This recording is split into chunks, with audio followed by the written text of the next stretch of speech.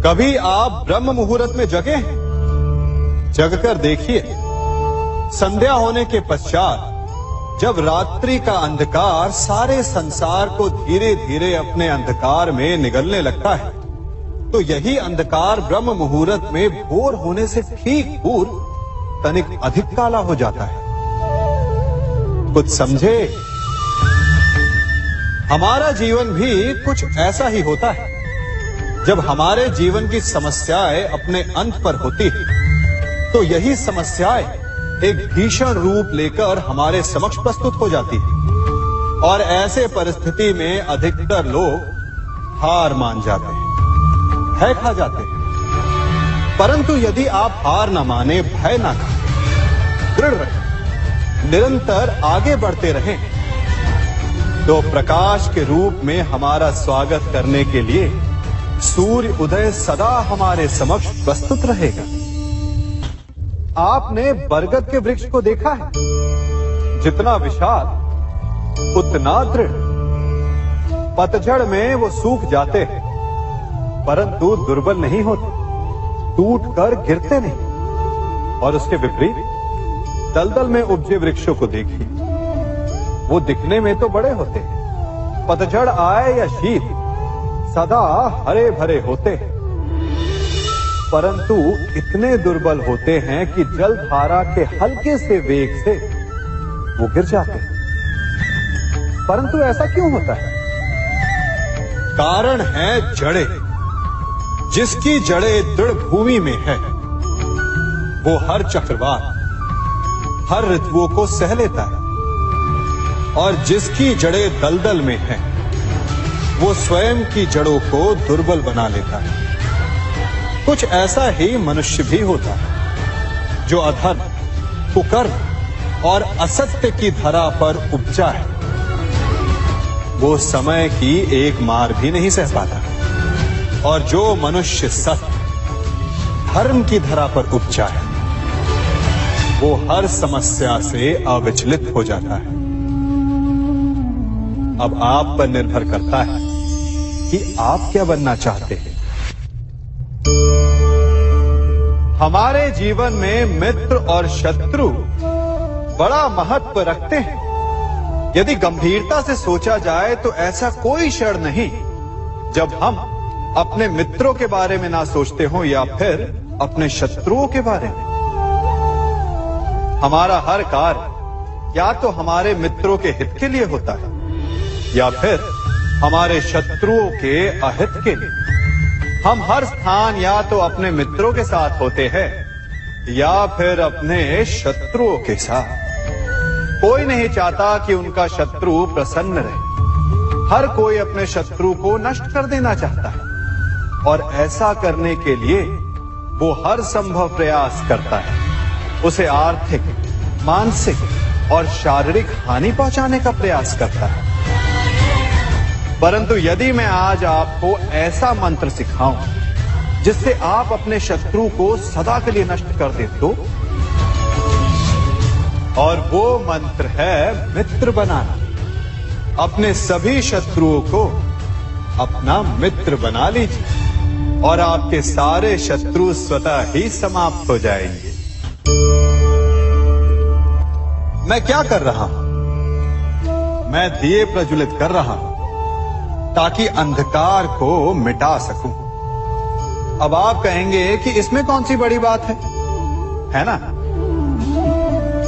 परंतु इसमें महत्वपूर्ण बात समझने के लिए यह है कि मैं क्या नहीं कर रहा हूं, और मैं अंधकार नहीं कर रहा हूं। क्योंकि अंधकार को मिटाने के लिए प्रकाश का अस्त्र तो उठाना ही पड़ता है। बुराई को बुराई से नहीं, अच्छाई से जीता जाता है।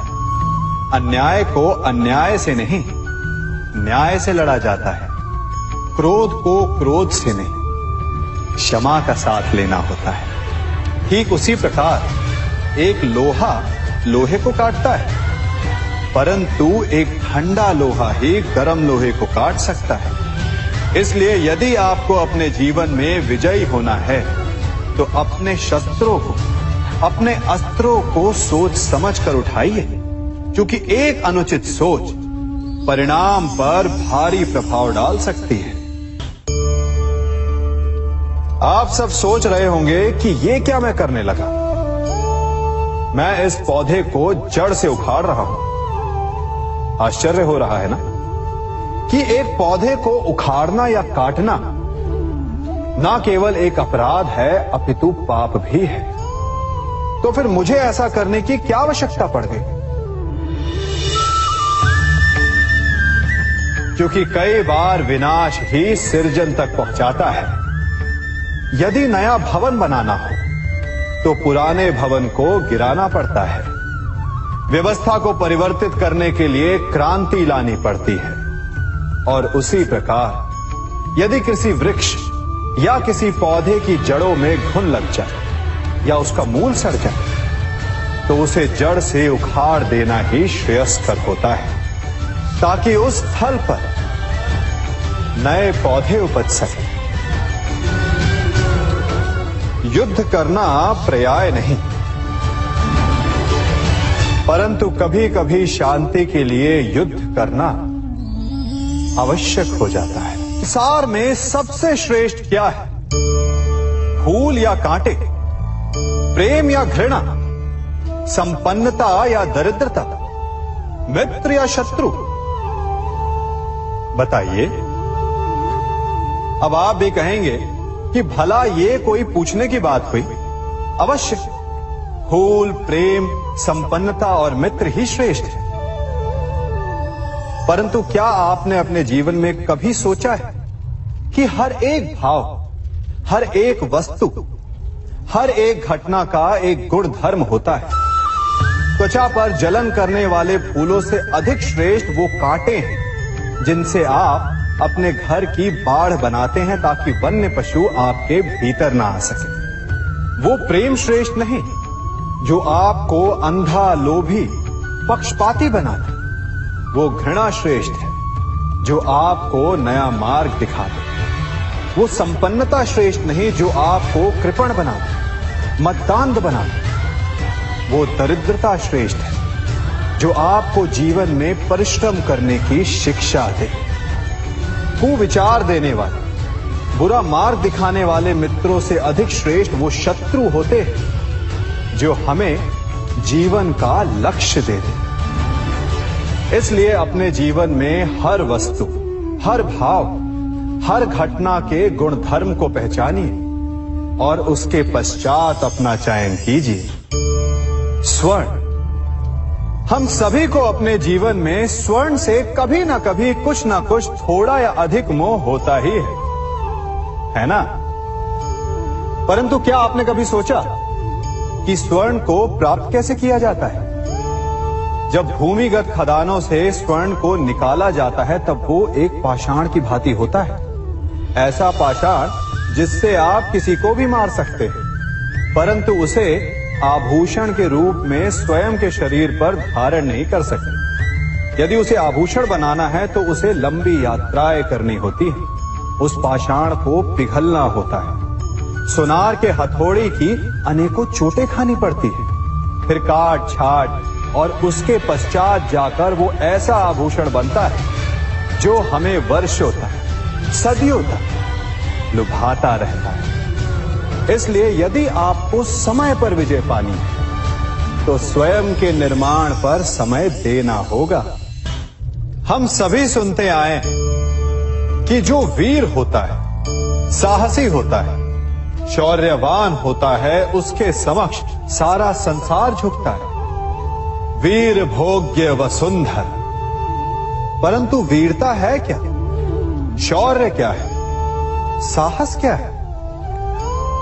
साहस युद्ध नहीं, वीरता विजय नहीं, शौर्य कभी ना गिरना नहीं।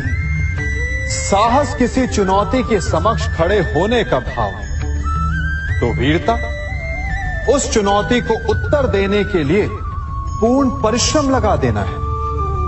और शौर्य का अर्थ है गिरकर फिर से उठने का साहस रखना, बार बार प्रहार करके वीरता दिखाना, निरंतर प्रयास करते रहना, निरंतर परिश्रम करते रहना।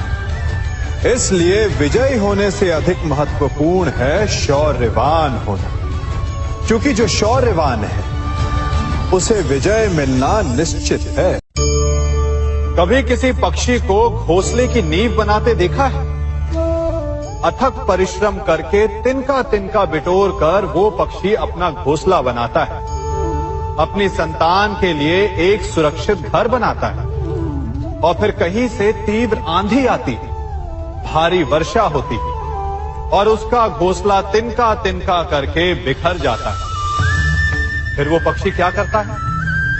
वो रोता नहीं, ना ही विलाप करता है। वो बिना विलंब करे फिर से अपना घोंसला बनाना प्रारंभ कर देता है और सफलता पाता है। फिर हम क्यों छोटी छोटी असफलता से भयभीत होकर परिश्रम करना छोड़ देते हैं? एक बात सदा स्मरण रखिएगा, हर वृक्ष कुल्हाड़ी की एक मार से नीचे नहीं गिरता, हर चट्टान घन के एक प्रहार से नहीं टूटती। सफलता पाने के लिए अनावरत परिश्रम करना ही मात्र एक मार्ग है। स्वीकारण, सत्य का स्वीकारण मनुष्य के लिए बहुत ही महत्वपूर्ण है। जब तक मनुष्य सत्य को स्वीकार नहीं करता, उसे असत्य से लड़ने की शक्ति प्राप्त नहीं होती। जब आप भोजन करते हैं तो क्या होता है? आपका पेट स्वीकारता है कि वो भर चुका है और आप भोजन करना बंद कर देते हैं। जब आपको निद्रा आती है तो क्या होता है? आपका मन स्वीकारता है कि आपका शरीर थक चुका है और उसे विश्राम की आवश्यकता है। उसी प्रकार जब आपको किसी व्यसन को रोकना हो तो आपको स्वीकारना पड़ता है कि बहुत हो चुका, चाहे वो लालच हो या मदिरापान। उस व्यसन का त्यागना तभी प्रारंभ होता है जब आप ये स्वीकार कर लेते हैं कि आप उस व्यसन के बंधक हैं। हम में से ऐसा कोई नहीं जिनकी परछाई उनसे दूर रहती। हमारी परछाई सदैव हमारे साथ रहती है। कदाचित हमारी परछाई हमारे कर्मों के फलों का संकेत है। कदाचित इसी कारण कई बार हमें अपनी परछाई से भय भी लगता है, परंतु इस भय से निवारण पाने का एक साधन अवश्य है। वो है सूर्य की ओर मुख करना या किसी प्रकाश के स्रोत की ओर मुख करना, क्योंकि तब हमें हमारी परछाई दिखाई नहीं देती। यदि इसे जीवन के संदर्भ में देखें तो ये प्रकाश का स्रोत शुभ कर्मों की चेतना है। यदि आपके मन में शुभ कर्म करने की इच्छा है तो आपको कभी भी अपने कर्मों के फल का भय नहीं होगा, क्योंकि यदि आपका मन शुद्ध होगा तो आपके कर्म शुद्ध होंगे और शुद्ध कर्मों का फल कभी अशुद्ध नहीं हो सकता।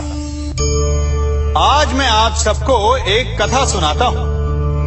एक दिन प्रातः एक व्यापारी अपने घर से निकला। घर से निकलते ही एक बिल्ली ने उस व्यापारी का मार्ग काट दी। व्यापारी घबरा गया। वो फिर से घर लौट गया और शुभ घड़ी की प्रतीक्षा करने लगा। और जब वो पुनः अपने घर से निकला तब वो वाहन जा चुका था जिससे राजा तक पहुंचकर उसे भेंट देनी थी। राजा को भेंट नहीं मिली। राजा क्रोधित हो गए। राजा ने उस व्यापारी का व्यापार बंद करवा दिया। इस कारण व्यापारी क्रोधित होकर घर पर अपनी पत्नी से लड़ बैठा। पत्नी अपने बच्चों समेत मैके वापस चली गई और उस व्यापारी के जीवन में यदि कुछ रह गया था तो केवल अंधकार। और इन सब का कारण वो उस बिल्ली को मानता रहा जिसने उसका मार्ग काटा था। ऐसा ही एक दूसरा व्यापारी राजा को भेंट देने निकला और उस व्यापारी का मार्ग भी एक बिल्ली ने काट दिया। वो व्यापारी तनिक घबराया, परंतु उसने आगे बढ़ना अधिक उचित समझा। राजा तक वो समय पर पहुंचा। उसने राजा को भेंट की। राजा प्रसन्न हुए और राजा ने व्यापारी को अपना व्यापार बढ़ाने की अनुमति दी। स्वर्ण आभूषण दी। जब व्यापारी घर पर पहुंचा तो पत्नी को आभूषण और अपने बच्चों को देने के लिए वस्त्र थे उसके पास। हर ओर प्रसन्नता थी। समझ रहे हैं ना, दोनों के साथ एक ही प्रकार की घटना हुई, परंतु दोनों की प्रतिक्रिया भिन्न थी। ऐसा ही हमारा जीवन भी है। हमारे जीवन में प्रारब्ध का अपना स्थान है, परंतु उससे कई अधिक महत्वपूर्ण हमारी प्रतिक्रिया, हमारे सोच का प्रभाव है। क्योंकि यही हमारे जीवन को आकार देते हैं। इसलिए अपनी सोच को सकारात्मक रखिए।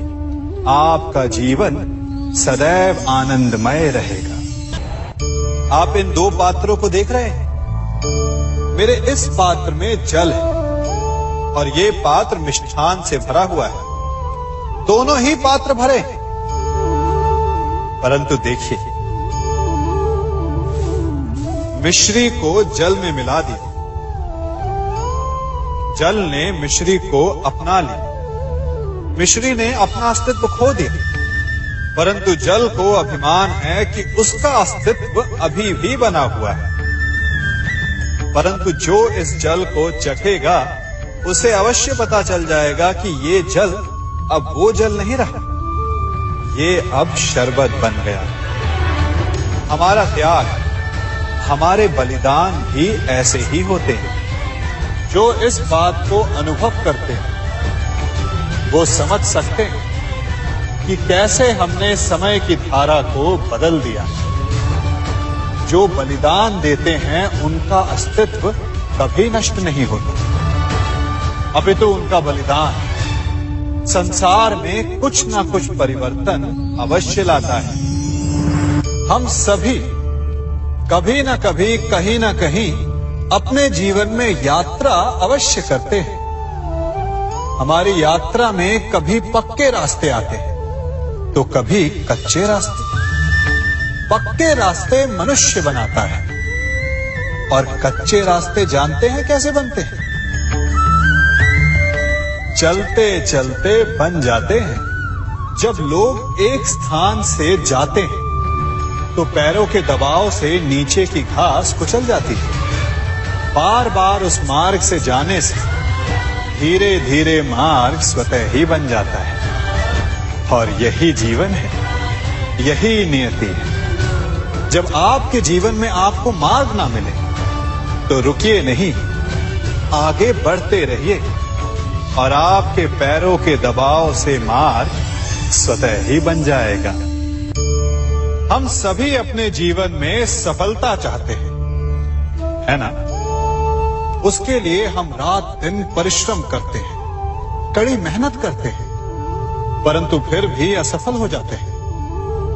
परंतु ऐसा क्यों होता है? कभी सोचा आप सबने? क्योंकि सफलता पाने का मंत्र बड़ा कठिन नहीं, बड़ा सरल है। उचित विचार, उचित समय, उचित स्थान पर उचित प्रहार। जब आपके विचार, समय, स्थान और प्रहार यानी परिश्रम उचित है तो सफलता आप ही को मिलेगी। जिस प्रकार एक लोहार लोहे से कुछ बनाते समय उस लोहे के सही ताप तक के आने की प्रतीक्षा करता है और समय आने पर उचित स्थान पर पर्याप्त बल से प्रहार करता है और लोहा आकार ले लेता है, ठीक उसी प्रकार आपकी सफलता भी आकार लेती है। हम सभी को अपने जीवन में कभी ना कभी निराशा मिलती है, असफलता मिलती है और अधिकतर लोग इसके पश्चात भाग्य का रोना लेकर बैठ जाते हैं। कुछ कहते हैं कि जिस स्थान पर मैं हूं उससे कई ऊंचे स्थान पर होने के योग्य था, परंतु नहीं जा पाया। किसी को पीड़ा है कि उसे जो मिलना चाहिए था वो उसे नहीं मिला। भाग्य ही बुरा था।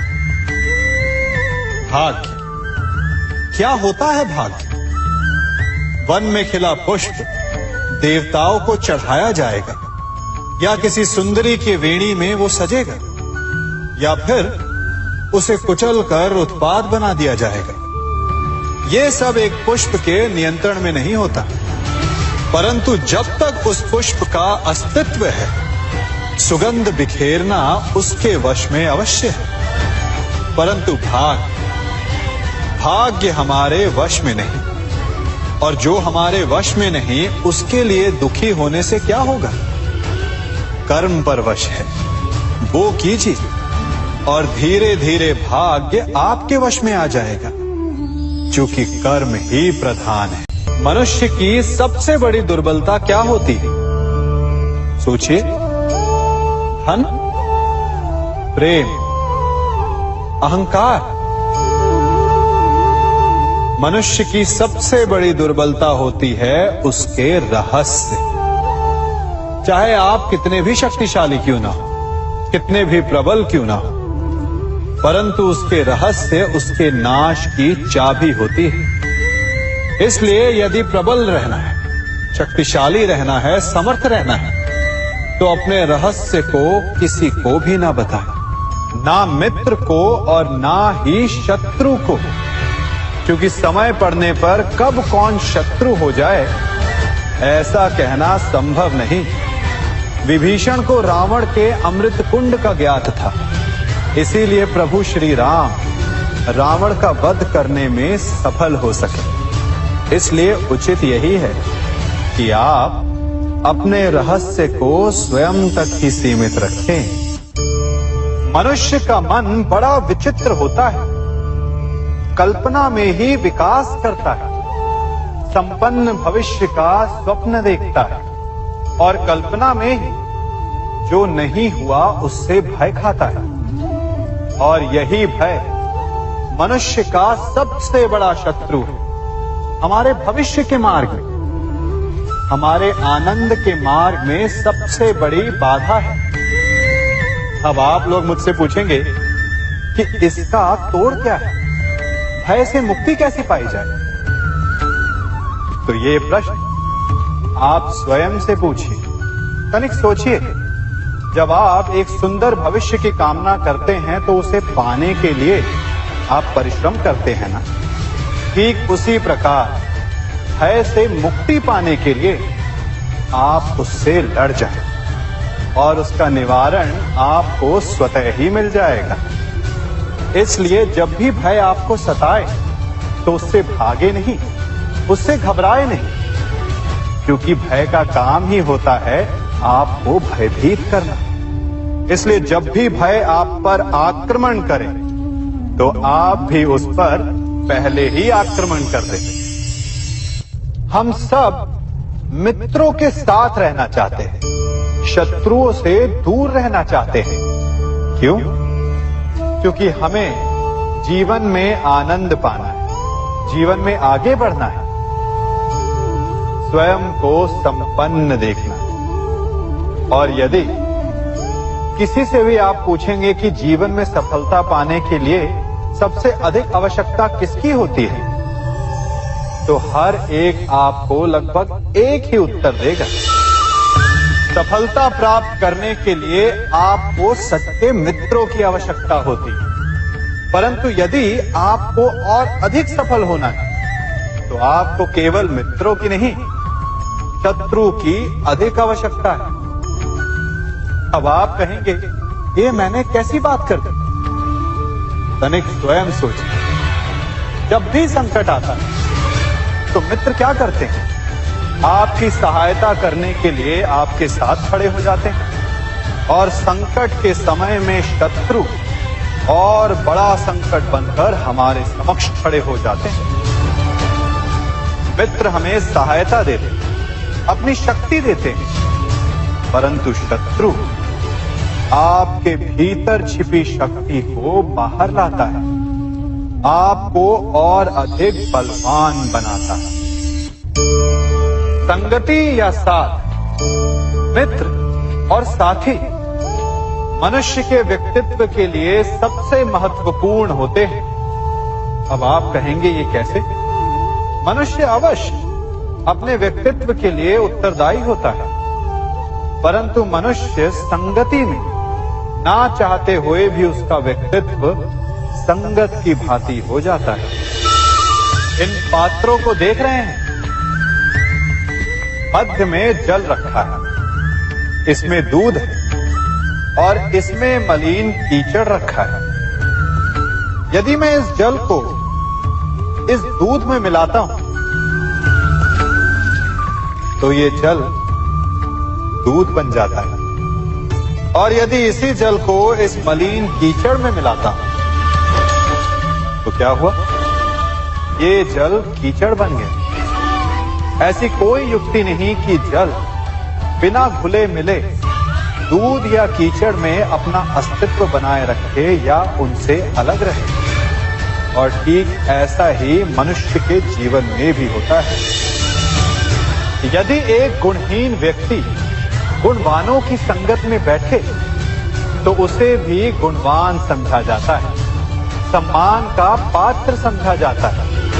और यदि एक गुणवान व्यक्ति गुणहीनों की संगत में बैठे तो उसे भी तिरस्कार मिलता है। इसलिए अपने जीवन में सदैव संगति सोच समझकर सावधानी से चुनिएगा।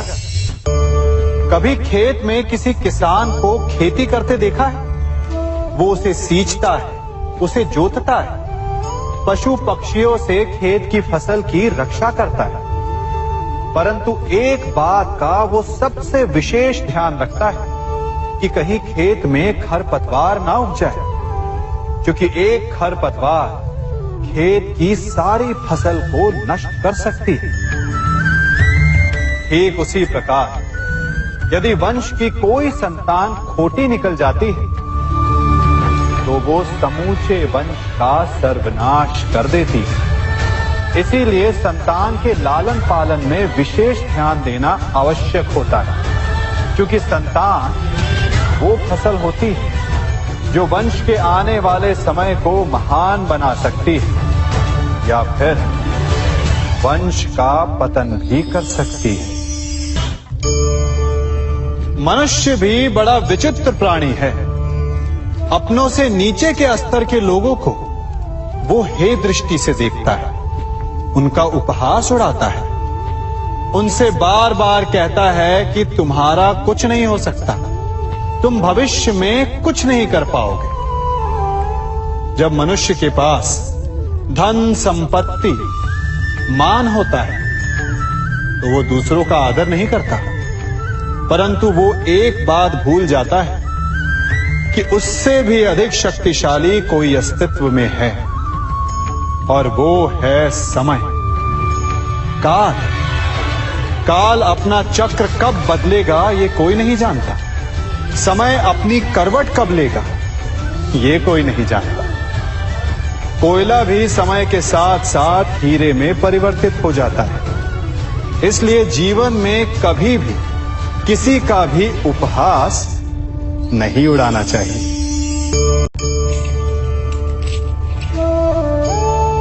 बड़ी विकट समस्या है।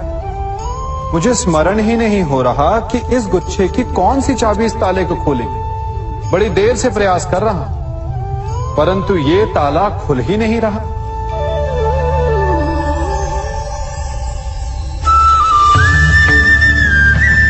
ऐसी परिस्थिति में आप क्या करेंगे? अधिकतर लोग ऐसी परिस्थिति में अपनी आशा खो बैठते हैं। उन्हें लगता है कि चाबी खो गई। वो तिलमिला जाते हैं, क्रोधित हो उठते हैं। परंतु उस समय धैर्य रखें तो गुच्छे की अंतिम चाबी ताला खोल सकती है। कुल्हाड़ी का अंतिम प्रहार वृक्ष को काट के गिरा देता है, परंतु क्या सत्य में कुल्हाड़ी का अंतिम प्रहार वृक्ष को काट के गिरा देता है? आपको आपका लक्ष्य दिला देता है? नहीं, आपका निरंतर प्रयत्न ही आपको सफलता दिलाता है। जब आपका मन निराश तो अपने कार्य में दुगनी उत्साह से जुट जाए, क्योंकि अनावरत बहता जल ही कठोर चट्टान को काट सकता है। सफलता का मूल है परिश्रम, प्रयास और आशा। मनुष्य का जीवन ऋतुओं के समान होता है। आज ग्रीष्म तो कल वर्षा, परसों शीत तनिक संकट आया तो हम संयम खो बैठते हैं, तनिक ऋतु बदली तो हम अधीर हो जाते हैं। अपने आक्रोश में, अपने क्रोध में हम उनसे ही संबंध बिगाड़ लेते हैं जो हमारे अपने होते हैं। क्यों ऐसा होता है ना? हमें लगता है कि हमारे अपने हैं, फिर से मना लेंगे, परंतु स्मरण रखिए, सदा ऐसा करना संभव नहीं होता। सागर की उछलती लहरों को तट सहता है, और यदि तट ही टूट जाए तो बाढ़ आ जाती है। हमारे संबंध भी दूध की भांति होते हैं। दूध तपकर उबल सकता है, परंतु यदि उसमें खटास आ जाए तो वो फट भी जाते हैं। और फटे दूध को चाहे जितना मत लो, उसमें से माखन नहीं निकलेगा। इसीलिए अपने संबंधों को संभल कर निभाना चाहिए। कभी चुंबक को देखा है कैसे वो लोहे की ओर आकर्षित होता है, और कैसे वो लोहे को अपनी ओर आकर्षित करता है? चूंकि उसके स्वभाव में ही आकर्षण है। हम सबके भीतर भी एक ऐसा ही चुंबक होता है, विचार का चुंबक, जो सदा अपने ही जैसे विचारों को आकर्षित करता है। हम जो बोते हैं वही काटते हैं। उसी प्रकार हम जैसा सोचते हैं वैसा ही पाते हैं। साधु ईश्वर का नाम जपता है तो उसे ईश्वर मिल जाता है। अर्थात फल हमारी सोच पर निर्भर करता है। ओस की बूंद यदि केले के पत्ते पर गिरे तो वो कपूर बन जाती है। सीप में गिरे तो मोती, और यदि विषधर के मुख में गिरे तो विष। बूंद एक है, परंतु उसके प्रारब्ध भिन्न है, क्योंकि उसे आकर्षित करने वालों का व्यवहार भिन्न है। इसलिए यह आप पर निर्भर करता है कि आपको भविष्य में विष चाहिए या अमृत। स्मरण रखें, हम वही बन जाते हैं जैसा हम सोचते हैं, जैसा विश्वास रखते हैं। यह आपका विश्वास ही है जो ये निर्धारित करेगा कि आपको विष मिलेगा या अमृत। इसलिए अपनी सोच को सुदृढ़ रखिए, सकारात्मक रखिए, और फल भी सकारात्मक ही आएगा। जब से ये सृष्टि बनी है, नदी की धारा और चट्टान के मध्य सदा संघर्ष रहा है, परंतु हर बार चट्टान की कठोरता को हारना पड़ता है, और नदी की धारा कोमल होते हुए भी कठोर चट्टान को काट देती है। कभी सोचा है क्यों? चट्टान इतनी कठोर और जल इतना कोमल, चट्टान इतनी दृढ़ और जल इतना लचीला, फिर भी सदा जल कठोर चट्टानों के मध्य से अपना मार्ग बना ही लेती है। कारण केवल एक है, और वो है लगातार चलने की क्षमता। जल बढ़ता रहता है, चट्टान अडिग रहती है। इसी कारण जल चट्टान को काटकर मार्ग बना लेता है। इसलिए लगातार चलते रहिए, रुकिए मत, क्योंकि चट्टान जैसी हर समस्या को आप भी जल की तरह काट सकते हैं। इस फल को देख रहे हैं आप? अभी अभी अपनी डाल से अलग हुआ है। बड़ा दुख होता है ना जब आप अपने उद्गम से अलग होते हैं, परंतु ये दूरी भी आवश्यक है। अब इस फल को ही ले लीजिए। अपने जीवन दाता वृक्ष से अलग होकर ये ना केवल किसी की भूख शांत करेगा, अभी तो इसके भीतर के बीज से एक नए वृक्ष का सृजन भी होगा और कई फल जन्मेंगे। सृजन की प्रतिक्रिया में पीड़ा आवश्यक है। यदि पीड़ा नहीं होगी तो सृजन नहीं होगा। पीड़ा अपने उद्गम से दूर होने, पीड़ा अपनों से दूर होने। इस फल की भांति हम मनुष्यों को भी अपने उद्गम से अपने सगे संबंधियों से अलग होना पड़ता है। और यही अलगाव एक नए सृजन को, एक नई सृष्टि को, एक नए विकास को जन्म देता है। इसलिए ऐसे अलगाव से दुखी मत होइए, उसका स्वागत कीजिए, क्योंकि ये विकास की नींव है। अपराध वो भावना है जिसके कारण संसार में सदा दुख ही व्याप्त रहता है। हम सब अपराधियों से घृणा करते हैं, उन्हें कोसते हैं, परंतु क्या कभी विचार किया है कि कोई भी जन्म से अपराधी नहीं होता? तो ऐसा क्या कारण है कि कोई इतना बुरा बन जाता है कि वो बुराई की सीमाएं ही पार कर जाए? कारण है कामना। यदि कामना पर नियंत्रण ना रखा जाए, यदि कामना को पूर्ण करने के लिए परिश्रम ना किया जाए, तो वो तृष्णा में बदल जाती है, और तृष्णा लालच में, और लालच छल में, और छल करते ही मनुष्य अपराध की ओर अपने पग बढ़ा देता है। इसलिए ये अत्यंत आवश्यक है कि मन की कामनाओं पर नियंत्रण रहे। यदि मन पर नियंत्रण रहेगा तो अपराध पर स्वयं ही नियंत्रण हो जाएगा। हम सबका मन करता है कि हम जीवन में ऐसे शिखर पर पहुंचे जहां हमसे ऊपर कोई ना हो, जहां हमें कुछ करने की आवश्यकता ना पड़े, है ना? कुछ लोग इस शिखर पर पहुंच भी जाते हैं, परंतु उनका मन सदा विचलित रहता है। इतनी मनोरंजक बात है ना कि जिस विश्राम को पाने के लिए हम इतनी मेहनत करते हैं, इतना परिश्रम करते हैं, वो हमें मिलता ही नहीं। कारण स्वयं सोचिए, वन का राजा होने के पश्चात भी सिंह को अखेट के लिए परिश्रम क्यों करना पड़ता है? सोचिए, मैं बताता हूं। क्योंकि राजा होने का अर्थ ये नहीं कि वो सदा सोता रहे और मृग स्वयं उसके समक्ष आकर कहेगा कि आइए महाराज, मुझे खाकर अपनी भूख मिटाइए। तो समझ लीजिए, कार्य आपके परिश्रम से संपन्न होते हैं, केवल कामना से नहीं।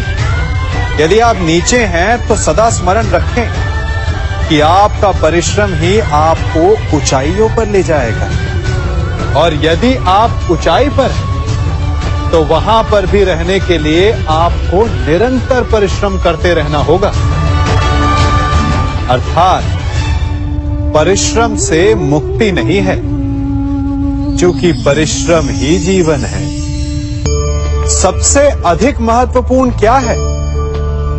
जीवन, या जो जीवन में पाया, यात्रा, या यात्रा पूर्ण करने के बाद पाया गया लक्ष्य, कर्म या उसके फल? बहुत ही महत्वपूर्ण परंतु विकट प्रश्न है ना? परंतु तनिक धीरज से सोचेंगे तो इसका उत्तर अधिक कठिन नहीं है।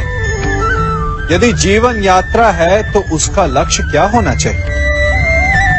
स्वयं सोचिए। मान, संतान, धन? नहीं ना। अंतिम लक्ष्य है परम आनंद, और ये अचानक से नहीं मिलता।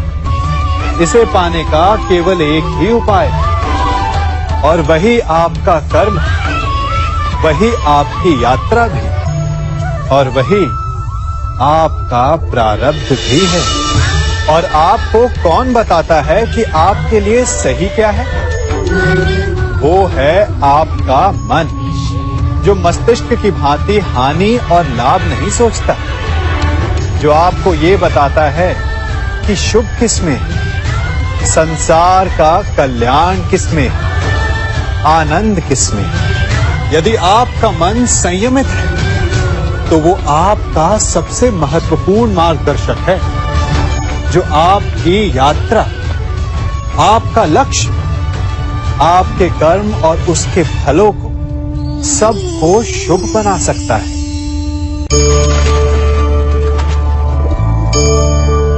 इन पक्षियों को देख रहे हैं आप? इनका उड़ना वायु में इतना संतुलन मुक्त कर देता है ना?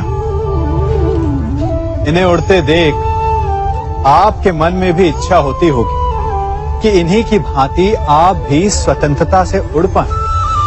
ईर्ष्या होती है ना जब आप इन्हें खुले आकाश में ऐसे विचरण करते देखते हैं। पर कभी सोचा है इस उड़ान को, इस स्वतंत्रता को पाने के लिए कितना परिश्रम, कितना अभ्यास किया होगा इन्होंने?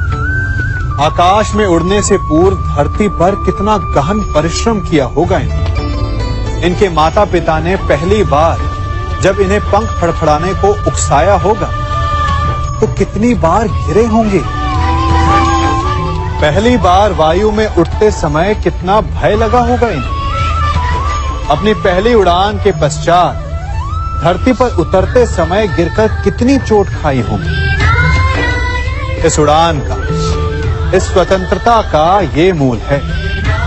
यदि आप ये दे सकते हैं तो अवश्य आप भी इस स्वतंत्रता को पा सकते हैं। इन पक्षियों की भांति ही अपने चारों ओर जब भी आप किसी सफल मनुष्य को देखें तो उससे ईर्ष्या ना करें, उसके परिश्रम और पीड़ा को समझने का प्रयास करें जो उसने यहां तक पहुंचने में पाई है। प्रेरणा लें, प्रयास करें और स्वयं भी सफल हो जाएं।